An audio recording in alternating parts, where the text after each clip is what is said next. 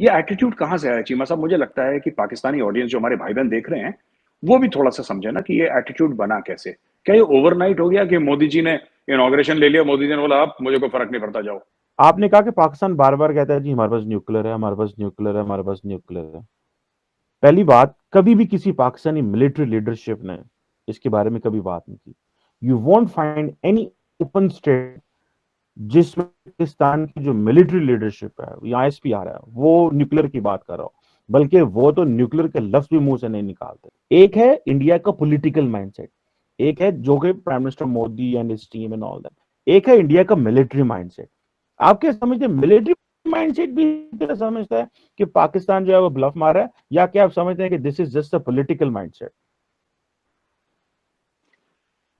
चीमा साहब, सवाल जबरदस्त है। मैं आपको एक समझाने की कोशिश करता हूँ। चीमा साहब, जैसे आपने बोला ना कि आपके प्राइम मिनिस्टर ने एक बार बोल दिया था कि वो शब रात के लिए नहीं रखे हैं ऑल दैट ना, पर आपने बोला कि आपकी मिलिट्री की तरफ से कभी ऐसे हल्के बयान नहीं दिए गए, है ना?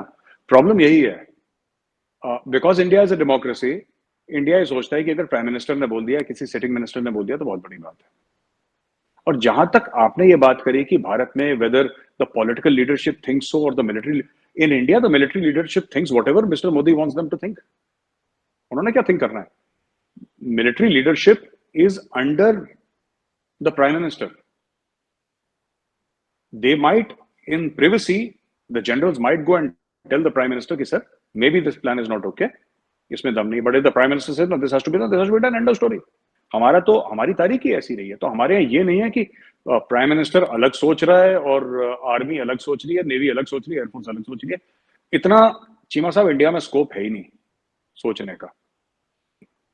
जो प्राइम मिनिस्टर सोचता है, पूरा देश वैसे सोचता है। हाँ, ऑपोजिशन पार्टी, आपने इवन देखा होगा, opposition party generally in terms of national security they are aligned.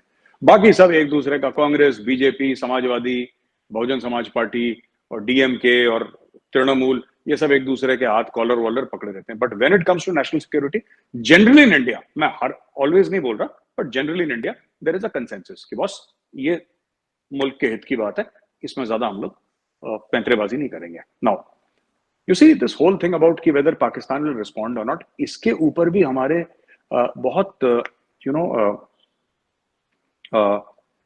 At least when Pakistan went nuclear, उसके बाद ऐसे बहुत सारे वाकये हैं वेयर इंडियन, ये एटीट्यूड कहाँ से आया चीमा साहब? मुझे लगता है कि पाकिस्तानी ऑडियंस जो हमारे भाई बहन देख रहे हैं, वो भी थोड़ा सा समझे ना कि ये एटीट्यूड बना कैसे। क्या ये ओवरनाइट हो गया कि मोदी जी ने इनॉग्रेशन ले लिया, मोदी जी ने बोला अब मुझे कोई फर्क नहीं पड़ता, जाओ? ऐसा नहीं है। इसके पीछे भी हिस्ट्री है।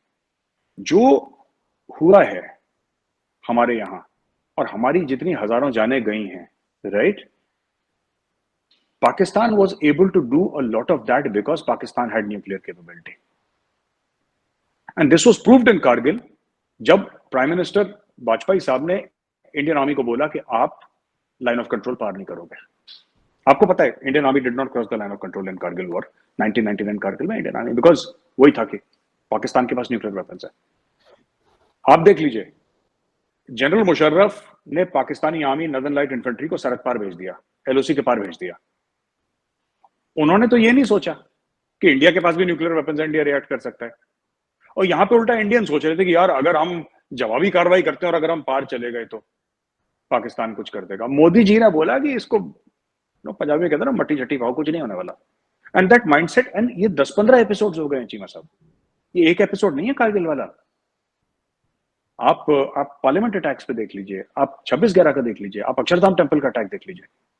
1993 में तो Pakistan was not a nuclear weapon state, formally declared to be a nuclear weapon state. वो तो 98 में जब हमने ब्लास्ट करे, आपने ब्लास्ट करे, तब जाके हुआ। लेकिन इंडिया के पास तो 1974 में इंडिया ने बुद्धा स्माइल्स कर दिया था। India was a nuclear weapon state in 1974, but that did not stop Pakistan from Kashmir, from Punjab, this Khalistan entire issue and all that. कभी नहीं सोचा पाकिस्तान ने कि अगर हम करेंगे तो उसका ये रिपरकशन है कि इंडिया न्यूक्लियर वेपन स्टेट है, क्योंकि पाकिस्तान को ये श्योरिटी थी कि हम कुछ भी करें, इंडिया जवाब जरूर देगा। हो सकता है वो जवाब डिस्प्रोपोर्शनेट हो, लेकिन इंडिया कभी ना अपने न्यूक्लियर वेपन्स यूज नहीं करेगा, वर्ल्ड यूज नहीं करने देगा जी। दुनिया यूज नहीं करने देगी। हम जियो स्ट्रेटेजिकली इतने इंपॉर्टेंट हैं, अमेरिका बीच में पड़ जाएगा, चाइना बीच में पड़ जाएगा, इंडिया का हाथ रोक लेंगे, कोई कुछ नहीं कर पाएगा। ये पाकिस्तान में थिंकिंग थी, यही थिंकिंग अब इंडिया में आ गई कि एक और मिसाइल छोड़ दो, देखते हैं। तो ये बिल्कुल मत सोचिएगा कि the military leadership has some other thinking and the political leadership. Directions in India are passed through the parliament. The ruling party is the BJP and the head of the government is Narendra Modi. We have a single source of power in this country. Single window है, Narendra Damodar Das Modi, one single person. बस इसमें हाँ, army chief, navy chief, air force chief जरूर meeting में जाते हैं,